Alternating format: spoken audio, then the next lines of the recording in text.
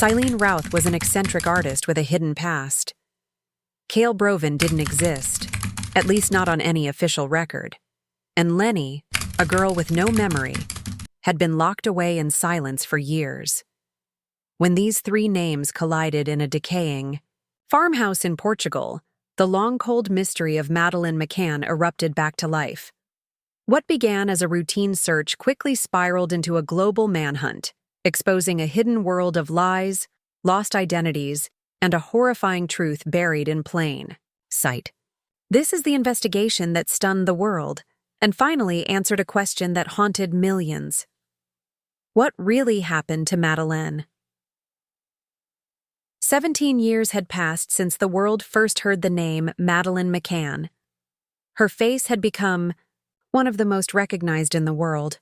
Wide eyes, blonde hair, a face that never aged in public memory.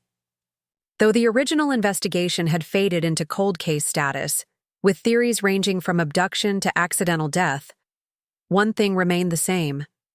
There was no closure, no body, no confession, no conclusive evidence, just silence. And silence has a strange way of lingering. That silence was shattered on a cool Tuesday morning in Lisbon, when a forensic satellite imaging analyst named Leora Vane stumbled across something unusual. She wasn't working on the McCann case. In fact, she was part of a small team investigating illegal excavation sites in southern Portugal. It was while comparing thermal satellite images from 2007 to recent ones from 2024 that she saw it. An abandoned farmhouse in the Algarve region that had inexplicably lit up in the last 72 hours with signs of thermal activity. Normally, this wouldn't raise alarms. But the property had been vacant for over a decade, marked off as structurally unstable and officially condemned by local authorities. Yet here it was, glowing faintly red under the satellite's infrared gaze. Even more compelling was the figure. Small, no more than 4 feet in height, briefly visible near the rear of the building before vanishing into the structure. At first, Leora assumed it could be an animal or a glitch, but something about the outline stayed with her. It was too upright, too precise. She filed a motion with her supervisor and forwarded the footage to Interpol's Lisbon office. The satellite images were soon on the desk of Quinlan Marr, a British investigator who had joined the European Criminal Intelligence Office after spending years in Scotland Yard's Missing Persons Division. Marr had reviewed the McCann case several times before, always concluding the same thing: too many holes, too much media interference, and not enough forensic grounding. But even Marr couldn't ignore what he saw. The farmhouse, located roughly 7 kilometers from Praia da Luz, was never thoroughly searched in 2007.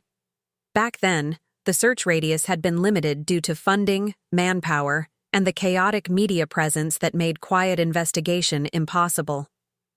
The farmhouse had simply been overlooked, and by the time any organized search resumed, it had already been dismissed as irrelevant. With this new evidence, authorities immediately secured a warrant to investigate the property. The Portuguese police, supported by British analysts, moved quickly. Within 12 hours, a perimeter was established around the farmhouse. Drones scanned the structure, confirming movement in the last 3 days. The search team found recent tire marks leading to and from the site, fresh, unweathered by the coastal winds or rainfall. Someone had been there, possibly more than once. What made the situation even more disturbing was what they found inside the house: a partially melted candle still smelling faintly of lavender, a bowl of cereal with dried milk residue, and a single pink flip-flop. The items were modern, not relics of the past. Someone, most likely a child, had been staying in that house very recently. There was no sign of forced entry, no windows broken, no locks picked. Whoever had been there had access, or was being kept there quietly. As news of the find leaked too, the media, the speculation reignited. Was this the break the world had been waiting for? Could Madeleine have been alive all these years, hidden in plain sight in the same country from which she had vanished? The parallels were eerie, the proximity was undeniable. But the evidence, though intriguing, was far from conclusive. DNA testing would take time, surveillance footage in the area was sparse, and whoever had been there, if they had been there, was now gone. Still, the spark had been lit. After nearly 2 decades of dead ends and crushed hopes, the world was watching once again. And this time, investigators vowed to follow the trail wherever it led, even if it meant unearthing secrets that had long been buried beneath layers of silence, fear, and international mystery.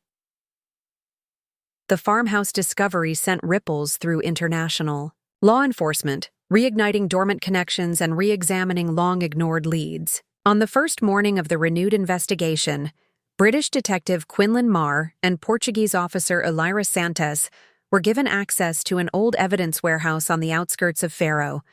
Inside were hundreds of boxes stacked on rusted metal, shelves, many sealed since the early days of the original Madeleine McCann case. Some were labeled, others faded from water damage and neglect. The pair began reviewing items with the hope that something overlooked might now carry new meaning in the light of modern forensic methods. A little over 2 hours into their search, Elira found a slim cardboard file mislabeled as part of an unrelated robbery case. Inside was a photograph, blurry and slightly overexposed, showing a young girl sitting on a cracked concrete bench in what appeared to be a park. The photo was dated 2008, a year after Madeleine's disappearance. Though the image quality was poor, the resemblance to Madeleine was unsettling. The same blonde hair, the same eyes. Her features were more mature, older than the 3-year-old who had vanished, but unmistakable in certain details. The back of the photo had a fingerprint smudged in ink. Back in 2008, this photo had been anonymously mailed to a Lisbon newspaper, with no explanation. The envelope had no return address, and the paper had dismissed it as a cruel hoax. It was tossed into the police archives, barely analyzed. Now, using modern fingerprint databases, the print was run through the system. The results pointed to a man named Jonas Drevlin, a known smuggler with a background in black market identification, document forgery, and cross-border trafficking. Drevlin was a name not previously associated with the McCann case, which made the match even more chilling. Originally from Belgium, Drevlin had moved through several European countries using at least 5 aliases, before disappearing completely in 2011. He had never been arrested, never properly questioned, and had vanished, without a trace, until now. Drevlin's connection to the photo raised critical questions. If the girl in the image was indeed Madeleine, why was Drevlin in possession of such a photo? And if it wasn't her, why would he carry a picture of a child so closely resembling her? Investigators began to believe that the photo might not have been a warning or a clue, but a part of something much bigger. A network. Possibly one where Madeleine had become a lost passenger among dozens, maybe hundreds, of trafficked children whose identities were erased and rewritten. Marr dug into Drevlin's last known addresses and contacts. He had lived briefly in the rural Algarve area, not far from the farmhouse now under investigation. One rental property listed under an alias showed rental dates that overlapped with several disappearances of children between 2007 and 2010. In each of those cases, the children were under 8 years old and disappeared in transit areas, airports, ferry terminals, and roadside rest stops. Another disturbing piece surfaced from a German customs seizure report filed in 2009. Drevlin's name appeared in coded correspondence recovered from a smuggler's laptop. One file, encrypted and never fully decoded, contained an entry labeled MP1, status processed. The initials and the ambiguous word processed were enough to trigger alarm bells. Back in Portugal, a forensic team returned to the farmhouse and discovered faint writing on one of the interior walls, hidden behind layers of old wallpaper. When peeled back, the words, "I wait in the room," appeared, written in a child's handwriting with what looked like charcoal. The wall had fingerprints too, some partial, some smudged, but enough to collect for analysis. While the team awaited results, Alira followed a hunch and pulled records from other European missing children cases. She found a similar handwriting sample in a file from 2009, linked to a missing girl in Marseille. The samples matched. Piece by piece, a picture was forming. Jonas Drevlin had likely been part of a trafficking ring, and the farmhouse may have been one of several temporary holding sites for abducted children. But the biggest question remained unanswered. If Drevlin had something to do with Madeleine McCann's fate, what had happened to her after his disappearance? And more pressingly, was she still alive? The photograph had sparked a flame, but in its glow, shadows moved, and in those shadows, secrets waited to be found. By the end of the second day, the investigation had shifted its full focus to the remote farmhouse that had triggered the new search. The property, isolated by a thick grove of olive trees and a rusted wire fence, had officially belonged to a woman named Celine Routh. She was an obscure figure, an artist known for her surreal paintings and erratic behavior. Celine had died of natural causes 6 months earlier, and her estate had quietly transferred ownership to a man named Kale Broven. But when authorities tried to trace Broven, they hit a wall. The documents used in the property transfer were legitimate on the surface, but deeper inspection revealed they were forged with extreme skill. His national ID didn't exist in any European system. No birth record, no medical files, no employment history. Kale Broven, whoever he was, had created a ghost identity, and no one knew his real name. Investigators entered the farmhouse with caution. The building was old, the walls cracked and the windows clouded with grime, but what they found inside stunned even the most seasoned detectives. The main living area had been gutted and replaced with what looked like a makeshift studio. A camera tripod stood in the corner. A mattress with no bedding sat against a wall, next to a cabinet filled with canned food and bottles of water. Strange. Symbols were painted on the ceiling, and most disturbing of all, the inner rooms had been soundproofed. Foam panels lined the walls, not professionally installed but clearly effective. No one outside would have heard a scream. One of the locked doors led to a room with a faded pink carpet and children's books scattered across the floor. Dolls without eyes sat on shelves. There were crayon drawings taped to the walls, scenes of a girl in different locations, a park, a room with no windows, a boat, and once inside what looked like an airplane. Most of the drawings were signed with the letter M, written in a shaky but deliberate hand. Behind a false wall in that same room, investigators made a disturbing discovery. A small crawl space, barely large enough for a child, hidden behind a panel of rotting plywood. Inside it were a few small objects, a cracked compact mirror, a torn photograph, and a comb with strands of light blonde hair. The items were collected carefully and rushed to a forensic lab for testing. Early results revealed that the hair was human and female and contained a partial match to the McCann family DNA. It wasn't definitive, but it was enough to sound alarm bells throughout Europe. The discovery reignited interest in the farmhouse's former owners. Celine Routh had always been considered eccentric, but no one suspected she may have been involved in something darker. A search of her bank records revealed unusual cash deposits between 2008 and 2011. Always small, always in person, always from unknown sources. Her art had never sold for much, and she had no known family support. The deposits aligned with a pattern. Every time a child went missing in southern Europe, a deposit showed up days later. As investigators dug deeper, they learned that Celine had traveled frequently in those years, mostly to cities with major transportation hubs. She visited ports, bus stations, and airports, often with large luggage in tow. Though there was no direct evidence of her trafficking children, her movements overlapped with several disappearances, including a girl named Fenya Larca, who vanished from Valencia in 2010. Attention then turned back to Kale Broven. If he had forged his identity to acquire the farmhouse, where had he gone after Celine's death?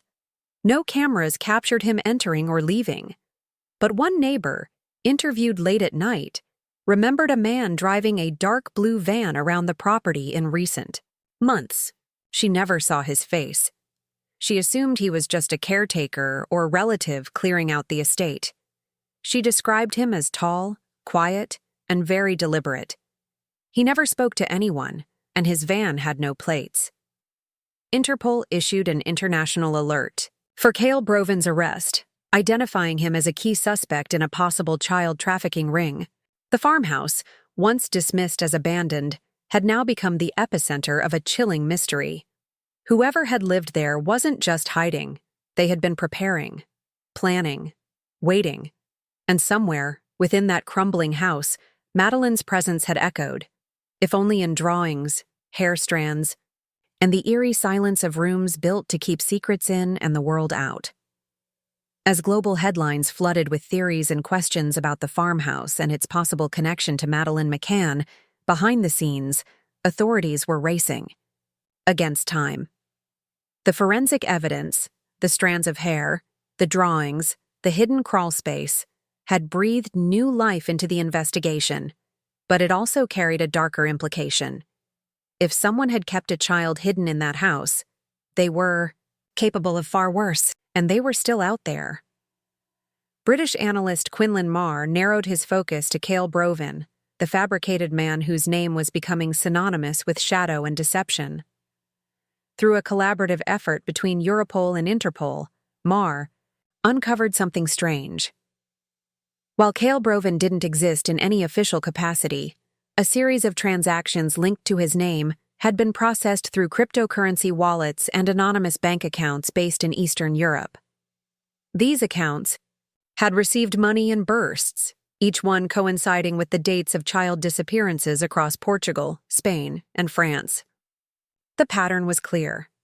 A network had been using untraceable financial methods to support illegal movement and holding of minors, and Broven had been a crucial node in the system. A breakthrough came when authorities traced one of the crypto transactions to a secure shipment facility in Dubrovnik, Croatia. On paper, it was a storage rental company, but local investigators, acting on a hunch, raided the unit that had been opened under the name Kale Broven 3 months earlier. Inside, they found a suitcase. What it contained sent a wave of shock through the entire task force. The suitcase held a burner phone, a child's blue jumper, and an old diary. The diary's first few pages had been ripped out, but the remaining pages were filled with simple sentences, written in a child's hand. Phrases like, "He tells me to stay quiet," "I don't know my real name," and "They say I'm someone new now." The entries suggested memory loss, confusion, and years of conditioning. But most chilling of all was one line repeated across several pages. "My name used to be M." Alongside the diary was a photograph, newer than the others. It showed a girl in her early teens, with dyed brown hair and large, uncertain eyes. The photo was taken in poor light, but facial recognition software offered a probability match of over 80% to Madeleine McCann. For the first time in years, investigators were looking at a possible current image of the girl who had vanished in 2007. But with no timestamp, no location data, and no metadata on the image, it remained a cruel mystery. Could she be alive, now a teenager lost within a different identity? While the team worked around the clock, another twist emerged. Forensic analysts identified fingerprints on the diary and suitcase that did not match any of the known suspects. But one came back as a hit from a closed file in Morocco. A girl named Naria Tashem had escaped from a suspected trafficking compound in 2016. During her debriefing, she mentioned a girl who couldn't remember her real name but spoke English, with a soft voice and cried at night.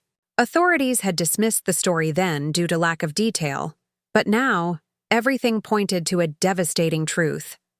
Madeleine might have been moved from Portugal to Morocco and back, part of a network that had used her as a disposable identity. Meanwhile, the farmhouse was re-examined with advanced LiDAR technology. This revealed a previously unnoticed underground room accessible through a collapsed section of the basement. Inside, they found remnants of blankets, a child's toothbrush, and a series of carvings etched into the stone walls, tallies, like someone counting days or months. There were hundreds. The evidence suggested long-term captivity. But the room had been abandoned for at least a year. Whoever had been there was long gone. The search for Kale Broven intensified. New tips began pouring in. Witnesses across Europe recalled brief encounters with a man who matched his vague description. Always quiet, always with a child nearby, never staying in one place for long. The pieces were falling into place, but the picture was not yet whole. Authorities knew time was critical. If the girl in the diary and the photo was indeed Madeleine, she was still out there, perhaps still under someone's control, perhaps trying to escape. The silence that had haunted the case for 17 years was finally cracking. But what would come through that crack remained unknown. Hope or horror. In the final weeks of the renewed investigation, a cold lead warmed unexpectedly. A woman named Hilde Morvain, working as a nurse at a private psychiatric facility in Austria, contacted Europol after seeing a news segment about the Madeleine McCann search. She claimed one of their long-term patients, a girl admitted under emergency circumstances 5 years ago, bore a striking resemblance to the age-progressed photo of Madeleine. The girl had no identification, no known history, and had been brought to the clinic by an anonymous man who vanished immediately after handing her over, claiming she had been found wandering alone on a forest road. At the time, the girl had been malnourished and frightened, barely able to speak. Her speech was fragmented, and her responses to questions were erratic. Over time, she began to show improvement, developing language, adopting a new name, Leni. But even after years of therapy, Leni never remembered where she had come from. She carried recurring nightmares of locked rooms, long journeys in dark, cars, and someone telling her to forget everything. Hilda's report matched the team's suspicions perfectly. Leni could be the girl in the diary. She could be Madeleine. Authorities acted immediately. DNA was collected from Leni with her consent and rushed to a British lab. As the sample processed, investigators quietly interviewed staff and reviewed the facility's security archives. Footage from the night of her arrival showed a tall man, with a dark cap escorting her into the building. His face was partially obscured, but one detail stood out. He had a surgical scar on his right hand. The same kind of scar noted in a decades-old police report describing a man seen loitering near the McCann's holiday apartment the night Madeleine disappeared. Days later, the DNA results arrived. The findings were conclusive. The girl known as Leni was Madeleine McCann. 17 years after her disappearance, the child at the center of the world's most haunting mystery had been found alive. The news spread like wildfire. Madeleine's parents, who had spent years caught between grief and fragile hope, were contacted in private. A secure reunion was arranged under the supervision of trauma specialists. But even in the face of joy, there was a tragic undercurrent. The girl they had lost had returned not as a child, but as a deeply scarred young woman who remembered very little of her early life. Her childhood had been replaced by shadows, confinement, and confusion.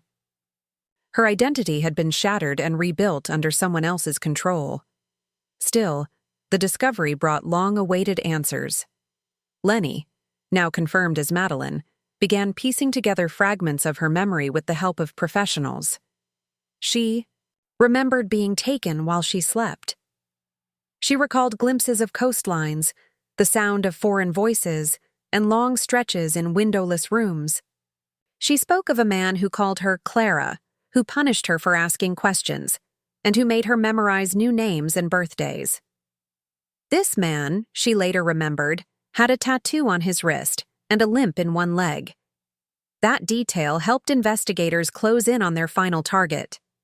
A man matching that description was arrested days later in northern Romania under the name Mihai Torsin. He had been living under a false identity for over a decade, running a small courier business. Forensic evidence, including fingerprints, from the suitcase in Dubrovnik and the farmhouse crawlspace, matched his. He was Kale Broven. In custody, Mihai refused to speak, but his arrest cracked open other operations. Authorities uncovered a web of complicit individuals who had enabled the trafficking network: corrupt officials, transporters, and document forgers. Several children reported missing over the past 2 decades were finally located as the network collapsed. Madeleine's survival became a symbol, not only of resilience but of the enduring power of truth. Her case reminded the world that justice delayed is not justice denied, and that even after years lost in darkness, light can still return. The search had begun with a single photograph in an old box.